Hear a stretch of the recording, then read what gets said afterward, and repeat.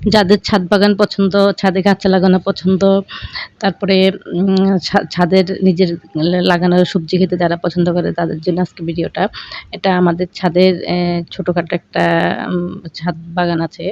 তো তার কিছু গাছ আছে, সেই গাছগুলো আপনাদের সাথে শেয়ার করতেছি যে কি সবজি হয়। যে আমাদের ছোটখাটো আসলে টুকিটাকি লাগানো হয়, ওইভাবে লাগানো হয় না। যে দেখুন এখানে বরবটি ধরে আছে। তো এইখানে ২ টা ৩ টে গাছ আছে বরবটি। তো এইগুলোর মধ্যেই আসলে বরবটি ধরে। এখন মাত্র আস্তে, আস্তে ধরতেছে। আর নিজেদের গাছ যদি এভাবে লাগান, নিজেদের একটু ছাদ বাগান থাকে তাহলে ছোটখাটো একটু তরকারি করে আপনারা খেতে পারেন। সেটা অবশ্য আ একদমই বাজারের সবজির মতো হবে না। এটা বিষমুক্ত হবে এবং তাজা হবে। আপনি খেতেও ভালো লাগবে। রান্না করে যখন খাবেন দেখবেন যে কি মজা লাগতেছে। নিজের হাতে লাগানো গাছ সবজি। তো আমাদের এখানে আছে কিছু মরিচ গাছ আছে, বেগুন গাছ আছে।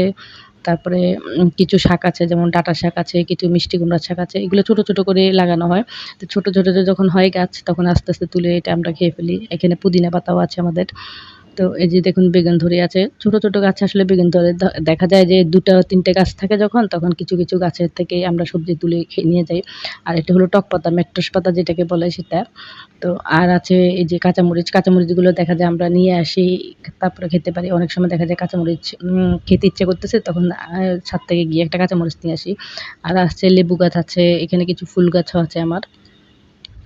তো এই তো আসলে সবজিটা এরকমই হয় আরকি নিজের। এখন আমি আসলে আজকে কিছু শাক গাছ থেকে তুলছিলাম। তো সেজন্যই আসলে ভিডিওটা করা ছাদের থেকে। তো আপনাদের সাথে ভাবলাম একটু শেয়ার করি যে যাদের আসলে ছাদ বাগান পছন্দ তারা তো এভাবেই দেখে, পছন্দ করে।